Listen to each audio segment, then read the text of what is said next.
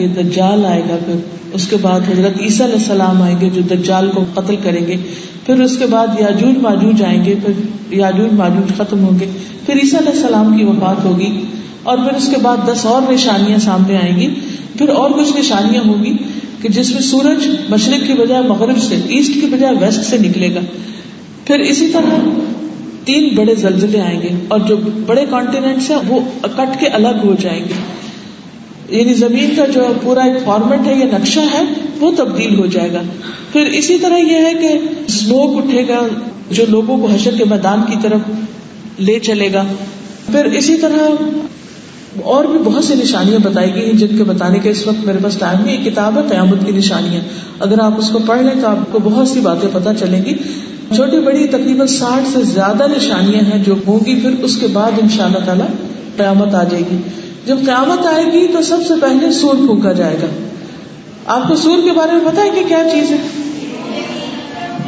Trumpet. اس میں بلو کیا جائے گا، اور ٹرمپٹ میں بلو کرنے کا وقت کیسا ہوگا کہ حضرت اسرافیل علیہ السلام جو سور پھونکنے والے فرشتے ہیں صاحب السور، وہ کیا کریں گے، یعنی کہ سور کس طرح پھونکیں گے؟ کہتے ہیں کہ وہ ایک ہارن کی طرح کی ایک چیز ہوگی کہ جس کے اندر وہ بلو کریں گے.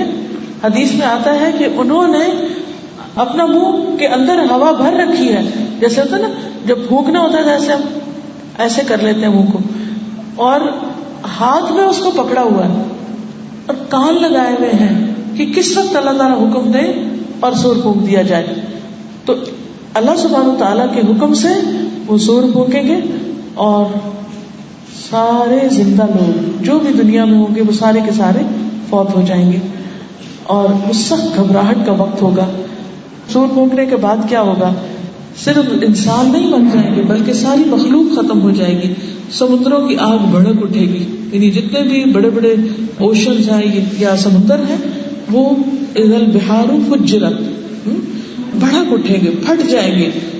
پھر اسی طرح جانور سارے اکٹھے کر دیے جائیں گے.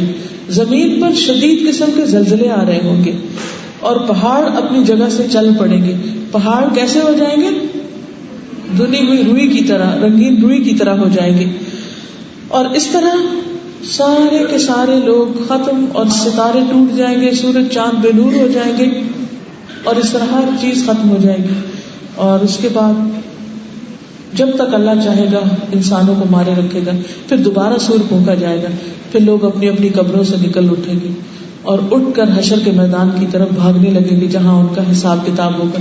زمین کو ایک بالکل میدے کی سفید روٹی کی طرح بالکل پلین بنا کر چھوڑ دیا جائے گا، جس پر سارے انسانوں کے کھڑے ہونے کی جگہ ہوگی، اور سارے فرشتے آ جائیں گے ایک آسمان سے، دوسرے سے، تیسرے سے، چاروں طرف سے زمین کو گھیر لیں گے.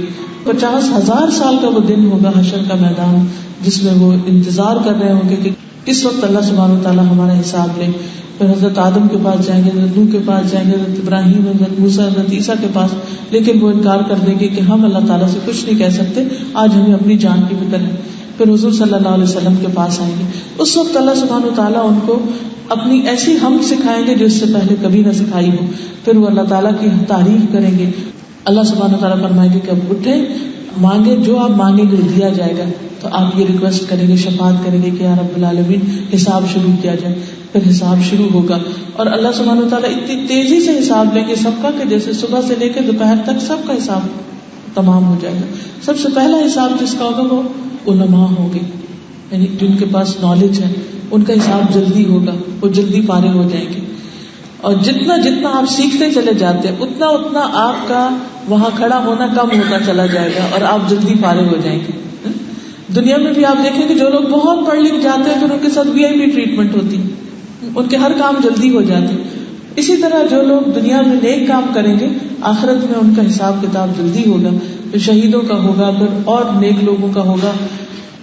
اور جو کفار ہوں گے ان کو تو سیدھا کے سیدھا جہنم میں لے جایا جائے گا، کیونکہ ان کے پاس تو کوئی اچھا عمل ہے ہی نہیں کہ وہ تولا جائے.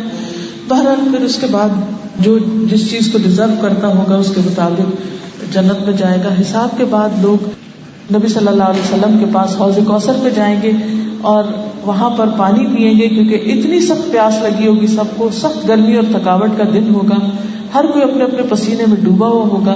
وہاں سے فارغ ہو کر پھر پلسرات آئے گا. پلسرات پر جب جائیں گے تو امانت اور صلہ رحم بھی کھڑے ہوں گے اور بڑے بڑے اس کے اوپر کانٹے لگے ہوئے ہوں گے.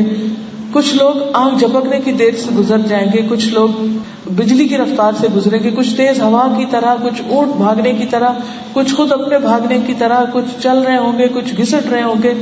اور جو لوگ ان میں سے رشتہ داروں کے ساتھ تعلق کاٹ کے رکھتے ہیں اور امانت میں خیانت کرتے ہیں, اپنی ڈیوٹی پوری نہیں کرتے, اپنی ذمہ داریاں نہیں نبھاتے, ان کو وہ کانٹے جو ہے نا پکڑ کے جہنم میں پھینک دیں گے, وہ آگے نہیں جانے دیں گے, اور جب تک وہ سزا نہیں بھگت لیں گے وہاں سے نکلیں گے نہیں. بہرحال جب لوگ پلسرات پار کر کے چلے جائیں گے تو آگے پھر ایک کنترا آئے گا, ایک اور چھوٹا برج آئے گا. اس برج پر کھڑے ہوں گے اور وہاں پر یہ سب اب جنت میں جانے والے لوگ ہیں, لیکن ابھی بھی ان کا حساب چکایا جائے گا, حقوق العباد کا حساب ہوگا.